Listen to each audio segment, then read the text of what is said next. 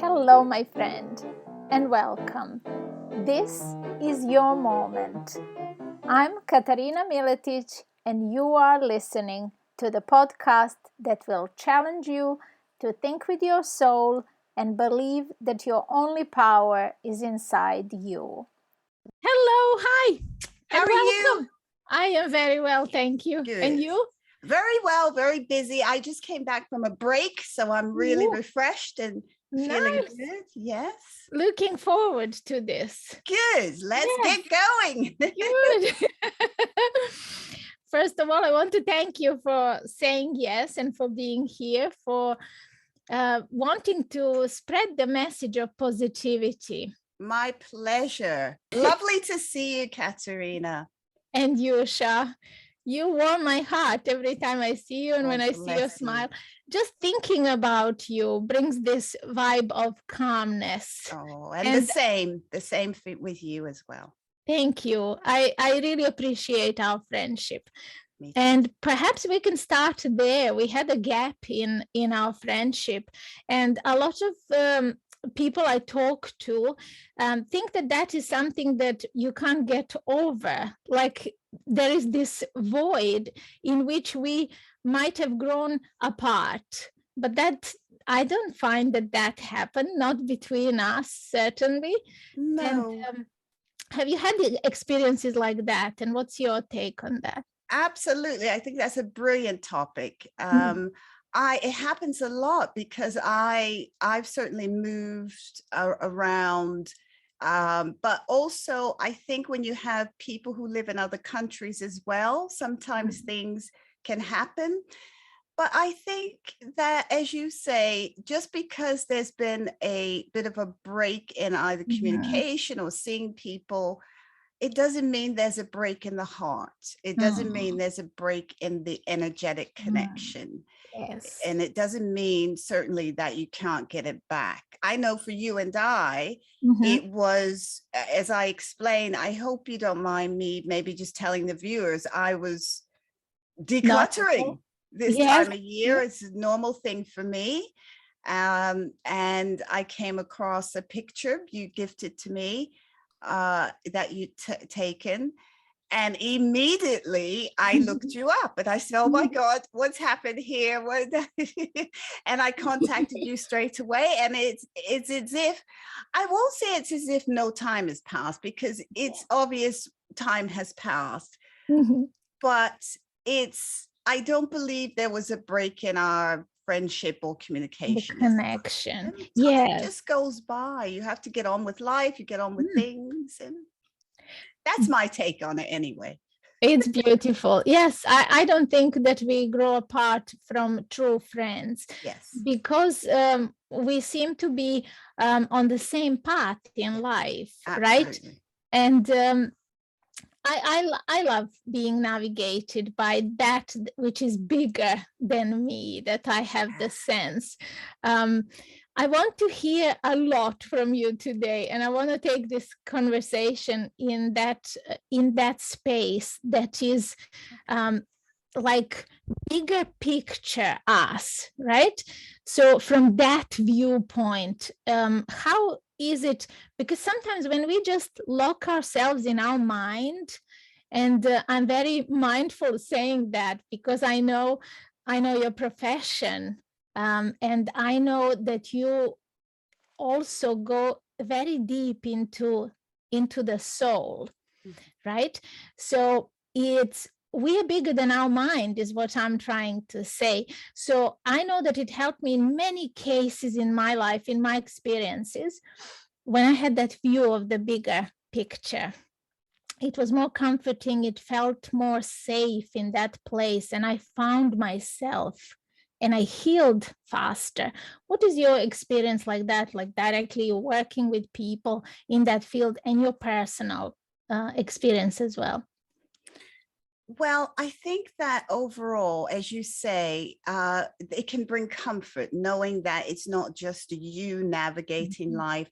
So I think I always take, there's two takes on that, because I'm a scientist as well. And it's odd, but I'm a scientist. I'm also a spiritual medium. So I think the two can marry. I certainly struggled. And I think a lot of, if you're listening to this, and you've seen me before, you know that this has been, I've talked about this before. I've struggled with the idea of amalgamating the two. And that's why I have two websites. This year, I'm thinking about combining it and having one. However, there are, because I know, I've been in the business a long time, and just trying to, for me, because I could go off on a deep end with these questions. So I'm going to try and streamline it and stick to your question. But, I can ramble on. Oh, please, just go where it wants to take you. Please, just. Well, I do like structure as well, you see. So I'm a walking dichotomy, which I think most of us are. But I think when you look at science, when you look at the mind and you look at the brain, they're two different things. So there is the brain, which does help, it dictates the mind, but we can have brain disease. But when you look at the mind, it's not tangible. You can't actually physically touch the mind. You can physically touch the brain, but there's no, where's the mind? Where's the mind? So the mind is what we make it, and we only have the brain, our mind, to work out the mind. I hope that makes sense. So we only have the human mind to work out the human mind, which for me has always been comforting to know, because it means that we don't know everything. We won't know everything. And we have to walk as such, that we don't know everything. I like to ask people, did I get that right? Am I right about that? Is that what you were asking? Or is that, because I know, even though there's training I have, I may not, my interpretation, my work is very much about interpretation, even in the spiritual realm. But in the spiritual realm, it's not so much, because as a medium, I'm listening, I'm clairaudient. So I'm listening to what spirit says and I just repeat it. So I can't really interpret that. Right. If a granddad comes through and says, oh, tell her, she was my favorite granddaughter. How can I interpret that? Well, your granddad says, you may have been the favorite. That's not what he said. That's not what he said. He said you were the favorite. So I think, just back to your question about sort of the mind and how, I think that we have to just walk as if we're learning every single day, even in our work as well. Yes. So in my work, I'm always on courses. I have supervision. I am open to being put right and to being corrected and to be said, well, have you looked at it this way? Have you looked at it that way? Somebody said to me, we had a nice debate, a friend of mine in Los Angeles recently on Zoom, about this whole issue. She had listened to my podcast on hypnotherapy. And I pointed out that it wasn't Louise Hay that came up with the whole thing about every day in every way you're getting better and better. That's an affirmation that people think Louise Hay made up. She didn't. It was a Frenchman called Émilie Q, who was known for autosuggestion and hypnotherapy. And my friend said, wow, there's lots of gurus out there, people who are, and this isn't to take away from Louise Hay, I love her work, rest her soul. But I think we have to look at things as they are, go back to the source. And for spiritually, for us, the source lies within. And as long as we're open to receiving more within, I think we're open to growth. And I think perhaps that's what life is all about. I hope that answers the question. Absolutely, yes. It may not have. I love the fluidity of the conversation. So where the moment wants to take us, that is where I tend to follow. Great. And I love how you're tying things together. I like the word interpretation. And to me, that sounds like translation of the spirit, of the bigger us that we are part of this that is intangible, that we cannot touch, but we have a sense of it. And that sense isn't physical perception in any way. That sense is the intuition. Absolutely. It is a deeper intelligence inside us that we can't deny. Absolutely. And we feel access to it, don't we? Yeah.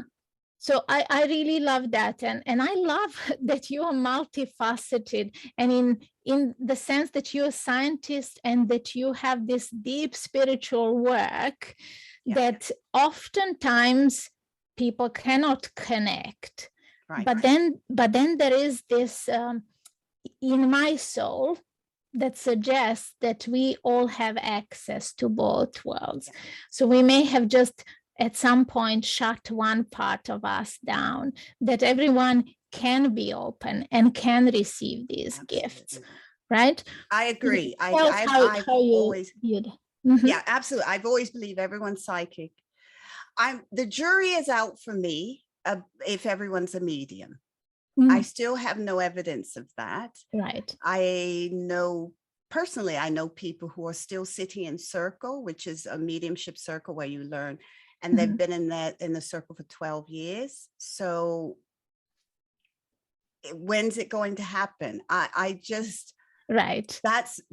This is based on my experience. Yep. I believe either you have it or you don't for mediumship. Right. Psychic ability. These are my beliefs, though. These are my beliefs. So everyone will believe what they believe. My experience is that every one of us as a human being has psychic abilities. We have the ability to interpret, intuition, tap in, sense and feel people's energy. I believe we all do that every day, all day. Now, that's different from being in a therapy session, though. Yes. I'm not in that space. I'm in a human space in therapy, totally different. And that facilitates healing. So it is important to separate the two for me. And that's why I believe my practice has been successful. Exactly. My beliefs. Okay. I mean, I'm curious also about that side, and whether does when we I think the natural ability is there also, because I mean, I look at the world through lens of creativity, as you know, right? And that to me translates into many areas of life. And I feel that we all have this gift, the creative gift inside us, but it is different inside each one of us. It's not meant to be the same. And that to me translates what you were saying with the mediumship. It doesn't necessarily mean that everyone has that gift. I absolutely agree with that. And in my life, it proved to be very strong from the healing side, the intuition and the feeling that I have. Say, when my dad passed away, I can absolutely talk to him. I can still have a conversation and then receive his energy in a way that I cannot translate in words, but I feel that presence with me in my daily life. But I do not have the gift that you have to actually speak with that spirit, right? Absolutely. Yeah. And that's why people come to a medium. Absolutely right. And that's fine. Absolutely fine. I certainly can't draw. I mean, I can draw, but you won't be able to know what it is. You know, I can't. So there's lots. I can sing, but oof, you don't really want to hear me for ages singing. I've tried to play clarinet, but so we don't all have. You know, our creative gifts are different, I believe. Yeah, and it's for a reason, isn't it? Because then we are fulfilling this purpose. Do you believe? Let's talk about purpose, because I think I went full circle with the purpose. At first, I was searching for it, and in recent years, in the last 5 years, I've realized that we are actually creating our purpose as we go through life. And that really sits in alignment with everything else that's happening in my life and how it's unfolding. So what do you think? Is purpose something that we can find, or is it something where we actively participate? Absolutely. Now, this is interesting because the friend in me immediately wants to say, well, what happened around that time? Because we weren't in touch around that time. Yes. But I know we're on a podcast, and so we're, this is going to go public. But I want you to know that. Absolutely. Oh, lovely. I mean, I don't mind sharing. I don't mind sharing. But you can use me as an, I can model this, how you would approach this subject. Well, as a friend, certainly I'm not in a space as therapist or anything like that. And that's important for people to know. When I'm a friend, I'm a friend. Nobody wants to be therapized. Yes. I just made that up by a friend. You want, if you're going through something, you want your friend to say, oh, it's horrible. Or how dare he, you don't want a friend to say, well, have you thought about So I'm a friend. But back to your question about that purpose, I don't perhaps subscribe to the idea that we all have one purpose. Now, yes, I know there's going to be a lot of pushback. People have firm beliefs about life purpose and soulmates and all that stuff. And I certainly challenge a lot of those ideas. I believe we have several purposes in life, and it's important for us to be open to receive that. So you may be a teacher for 10 years of your life. Absolutely. You may move into nursing the next 10 years of your life. You may retire early. You may set up a children's school.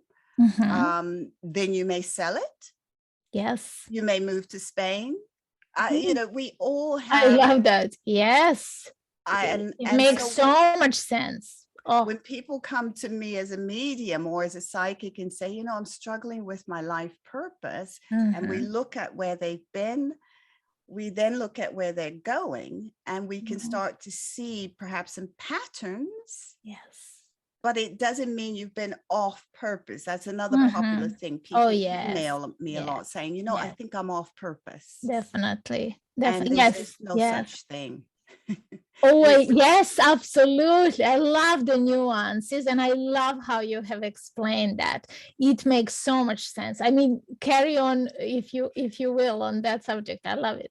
Well, that's it really. That I think we have several incarnations even in this life, and we're meant to do different things. I mean, people know it's on my website. I used to be in fashion, very successful career in fashion. And then I was always good at psychology, so I went into psychology. So I think that we can all gain from all of those experiences, be it friendships out of that camaraderie at work, or be it just personal experience. I mean, some of my biggest life lessons came from being an area sales manager in fashion, where I was in Harrods, Selfridges, dealing with the big wigs, selling. I was the only Black woman as well in a very white male dominated field in London. And I went in there and I was selling, and I was getting those huge orders into Harrods and Selfridges. It hadn't been done before. And I did experience some racism or some backlash, but overall it was minimum.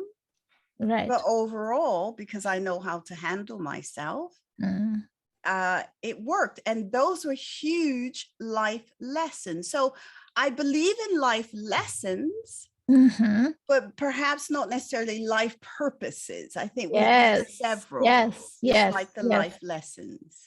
Oh my goodness me. It makes so much sense. And you went ahead of me. I was saving the life lessons to be a question, and you see the intuition and the connection that we have. I love that.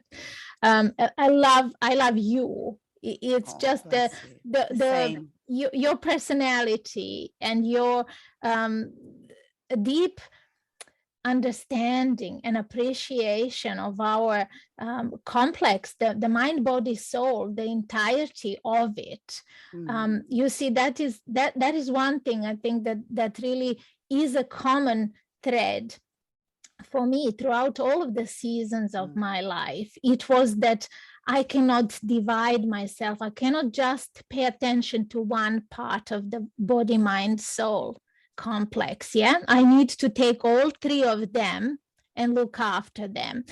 And that is where the thing with creating the purpose came for me through one of those life experiences. But because you touched upon life lessons, I wanted to ask you,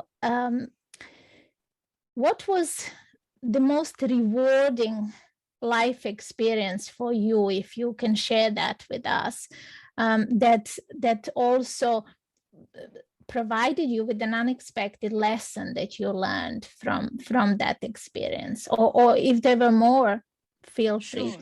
Yeah. Well, immediately when you ask the question, I'm afraid it goes straight to my work.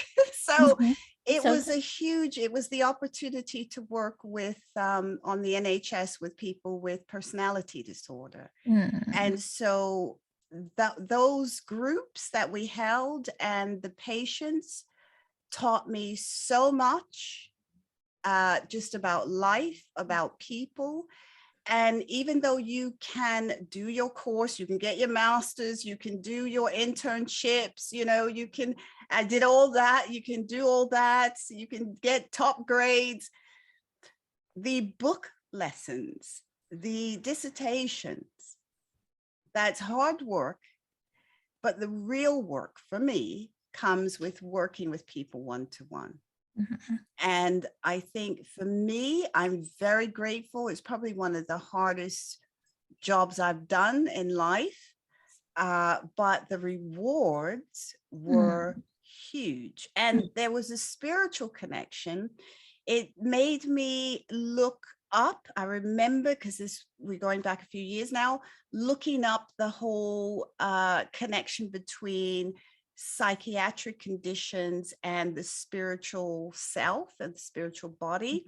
And I was able to find some books on psychiatry where the psychiatrists did acknowledge, spirit possessions and things like that. And that's a huge topic. And I'm not saying I believe in either way. I'm still doing research about all that. So I'm in no way suggesting that any patient has been spiritually possessed at all. But it kind of made me want to look into this whole idea of why people may behave a particular way, or why and how, I suppose, we acquire psychiatric conditions. And although they are chemical imbalances, there could be spiritual reasons why that's happened. And so I am still doing some research on that, but that was life-changing. I wish for everyone to have some type of experience in life that can help form and shape them for the learning, not just for the money, the salary, the prestige, the accolades. And for me, that work did all of that. Oh, I hear you. And that brings this question of language and understanding. Why do we hear some people so clearly? Right? It isn't that we use the same terminology when we talk about things, but the understanding goes so deep. So I do believe that listening is very important part of that. But there is also the degree of openness that needs to be inside one's heart to actually understand that we are much closer than we allow ourselves to see with another part of self, with another human being. What do you think about it? Absolutely, we are indeed. But I also think that helps with boundaries as well. So I think in our work and also in personal life, you're looking at friendships, family, friends, you have to have safe boundaries. you have to preserve your time, your energy, what you give out, what you keep for yourself. Sometimes people spew, and I think the internet is, we like to blame the whole internet for Yes. everything. Yeah. But I think, we always say, well, it's the internet. But I think the whole social media aspect has, I don't know if it's fueled people, but people are feeling forced to divulge and expose every aspect of their lives. Wow. And I don't know how helpful that is for them or for other people as well. I think it energetically, Yes. you must preserve, my beliefs are you must preserve things for yourself. To protect you, your family, yourself, your energy, everything. You don't have to show absolutely everything to people you don't know you. It's really not necessary, is it, to have a complete bond with somebody? You do not need to share every thought you have or every, and I'm not saying that you, in any way, I'm not suggesting that you should pretend to be something that you are not, but you can reserve a part of you that is still developing, maybe that is still you working on that, and giving yourself a chance and opportunity to work through it before you expose it to the influence of other people's opinions. And because I find this to be harmful. Whenever I went for advice from the outside overriding my intuition, I ran into trouble. So I had to repeat that experience to learn the lesson the harder way. Absolutely right. I totally agree. The Chinese have a saying that we all have three faces: the one that we show other people, the one that we preserve for ourselves, and the one that we kind of think we're showing to other people. Right. And I love that. That's my interpretation of it anyway. But yeah, that people talk about two faces, but I like the Chinese saying that we actually have three faces. Because it allows us to preserve some bit for ourselves, which I believe is helpful. Yes, and healthy also. Yes. Good. I love that. Thank you. I'm loving where the conversation is taking us, and I'm loving I don't know if you have the same feeling, correct me if you don't, but I'm loving the deepening of our own connection, that our friendship is like, yes, 11 years ago when we first met, this was just an instinct that even though we had deep conversations, they were not on this level, I don't think. Was it longer than that? Immediately, I'm thinking, could okay, maybe more than 11. I don't know. I'm just going by the time when I moved here, and that was just prior to that, in that that's couple true, of years or something. Yeah. Beautiful. What do you think? Do you think that our connection is going now to another level? Well, I don't know how we can determine that, because I'm in the here and now. So I think we have to fit in where we are. That's so true. Now, yes. But that's only come with meditation. So I'm certainly not, I 10 years ago, I may have said something completely different, but through my meditation practice and mindfulness practice, because they're different, I've learned to sit a bit more in the moment, and I'm happy about it now. Even if I'm offered a cup of tea, I'm honest and say, no, I don't want it right now. So somebody make it for me and sit it there and say, you want a cup of tea? I wasn't asked, and actually I don't want it right now. So I will just preserve it for later. So I hope that makes it. I'm learning to live a bit more in the here and now. That's lovely. I was going to say we were always in the here and now. Yes. So the question from that side didn't make a lot of sense, right? You just, in this moment, it feels better than ever. In this moment, absolutely. We can be happy in this moment. Absolutely. Yes. You touched upon your mindfulness and meditation practice, and I am a big proponent of the taking time to nourish our spirit, because again, there was a time in my life when I was just all about career, all about giving, and I felt it. I felt that my soul was really crushed. I didn't give it this space that it needed. And when I took that back, when I started my own practices, I know how much, how quickly I aligned with myself, with my truth, and how easy then it is to give much more than I could ever have hoped to have inside me to give, right? And I owe that, all of that, to those practices, to safeguarding that parts of my day where I'm just in that space inside within. So do you want to share, because I find it really helpful when we talk about those practices, those habits that connect us with ourselves. So if you can, and if you want to share with us some of those practices for you that are helpful, perhaps they will be inspiring for others as well.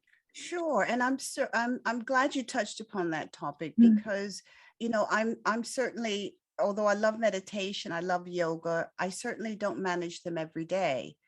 And I think that's important for people to acknowledge. You know, a lot of people think they fail because they miss Tuesday and Thursday, or whatever it is. But you're allowed to have a lie-in. You're allowed to just not do it, and you're allowed to skip a day. You know, we're all allowed. And so much of life is about permission. Yes. In all ways, permission, Yes. permission to board the bus, permission to do this, permission to do that. And so when it comes to policing our own lives, we're the boss. I'm the boss of me. Yes. And if I want to take a day off, I can. But the flip side of that is that sometimes, not always, sometimes I feel it. It becomes apparent that I haven't done my yoga, or I haven't done mindfulness. It becomes, because I may become a bit more stressed or whatever it is. But I think we all just need to do it. The spiritual work forces me as a medium to do it, because that's how I connect with spirit. So that's great. If I've got readings 5 days a week, which a lot of times I have, then I can, you know, immediately I'm going to do all that work all the time. Morning, afternoon, evening. You can do a lot of things. Everybody thinks you have to be in a lotus position. You have to be in a straight back or lay down.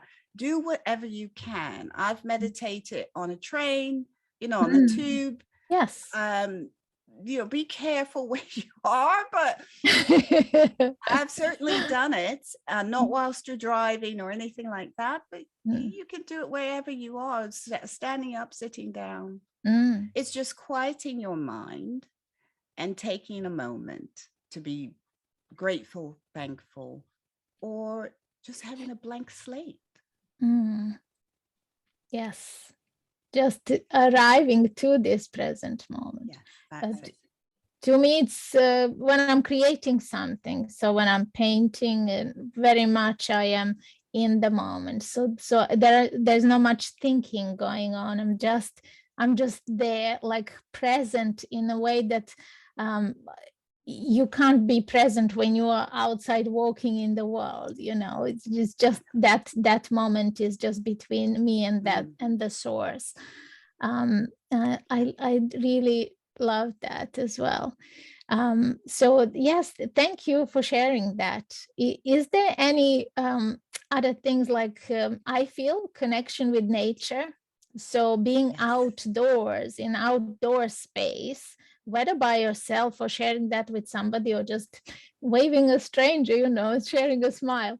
I feel that also restores us a lot now. So hugely, huge outdoor nature person. Every time we get breaks, we're in the forests or something. So yes, it's always going to be, I love the cold weather as well. I know that's unpopular, but Yeah, absolutely. So snow, which is nature, Yes. going out, going to the Yes. snowy peaks, and Mm. absolutely anything outdoors is perfect. Unfortunately, the last 2 years, we haven't been able to Mhm. do a lot, but it's all opening up again. And then there are parks around wherever you are. So it's important to get out, take a walk. Yes. I Yes. know a lot of people are sat in front of, like we are Mhm. now, sat in Yes. front of a screen. And sometimes we'll have to be. But my eyes recently have really suffered from that. So I do Mhm. make sure I take a break and get out. Yeah. Yes. Yeah. Whatever you can do. But yes, nature, huge, huge, huge fan of nature and animals, of course. I think back to the Mhm. source, where spirit really lie within animals. Yes. Oh, that's so Mhm. wonderful. It's so wonderful. I just want to stay in that moment. But I wanted to ask you about your projects. I know that you are doing a lot of things, but is there anything perhaps in the written form?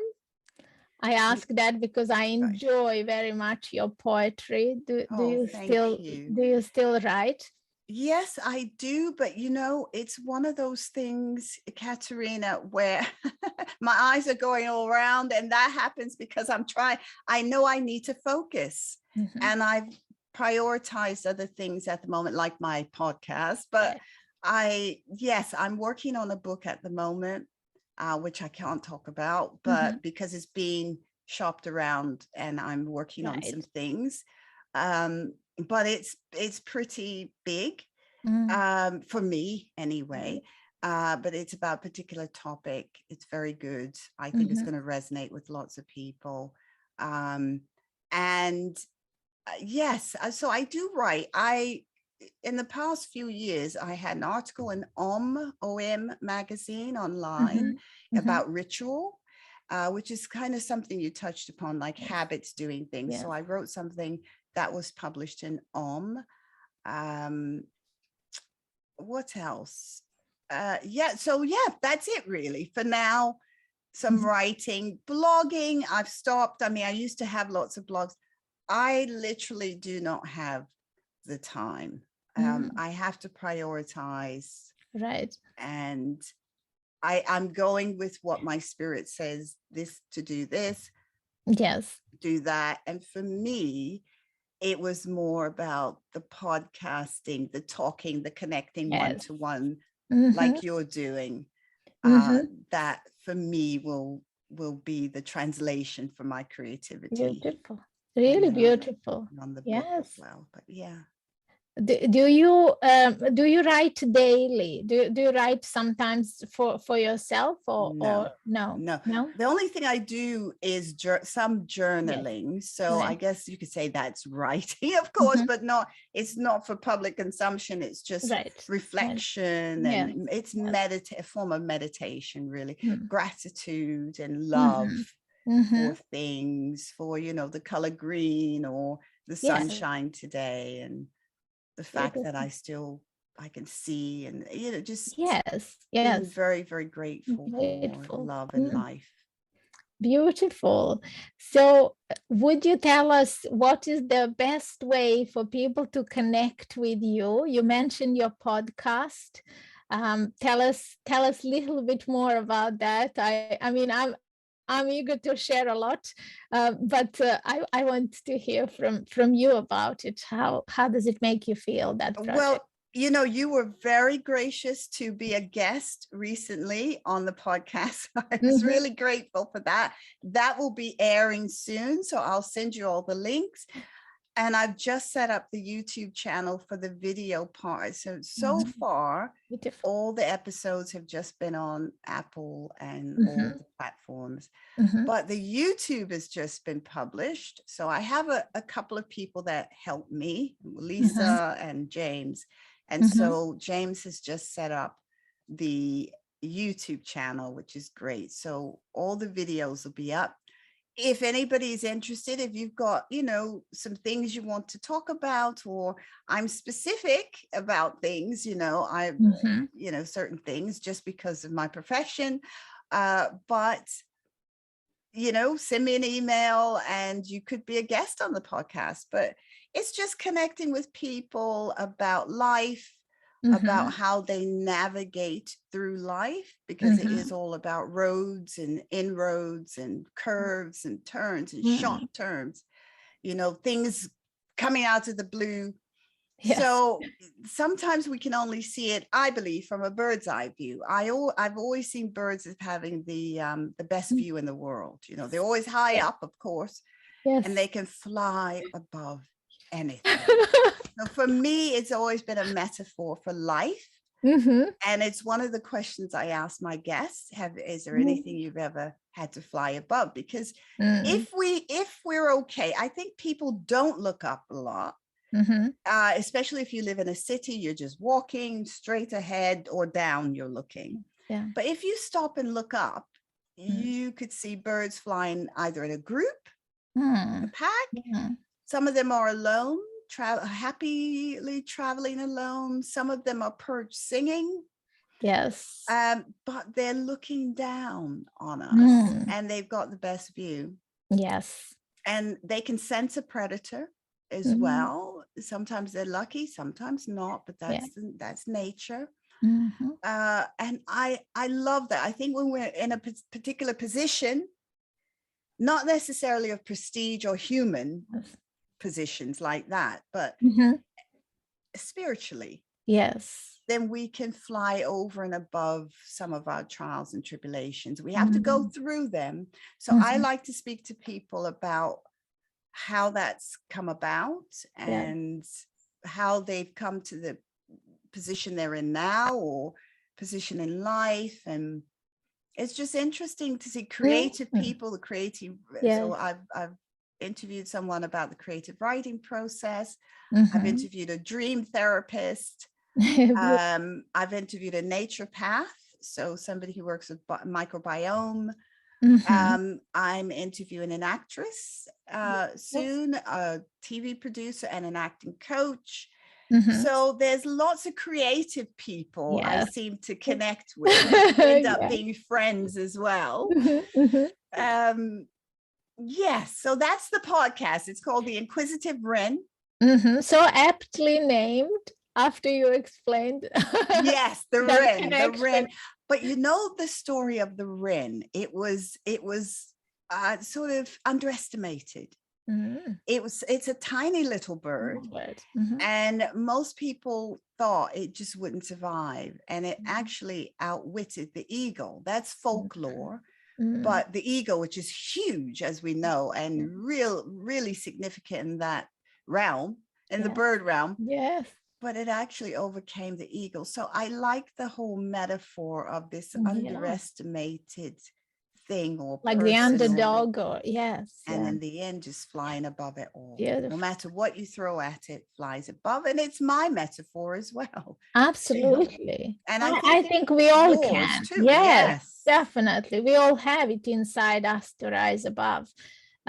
Certainly the challenges that come on our life path, we do have it inside us to go to the other side of that challenge, to grow through it and go through to the other side. Beautiful, my friend. I'm so grateful that have thank you spared a moment to join us here for this conversation. I hope that you will come again and grace us with your presence here. And when you have some news to share, maybe about your book that you're working on, wish you all the best with that project. And with your Inquisitive Wren. It's such a beautiful platform, and I love promoting everything that brings people closer together. Thank you so much. It's been wonderful. I've really enjoyed it. Thank you for having me. And hello to all your followers, your viewers. And we'll do it again. We'll definitely do it. I'm going to make something special. I have to do it with this second part of the podcast. So, and I'll keep you posted. Okay. Yes. All right.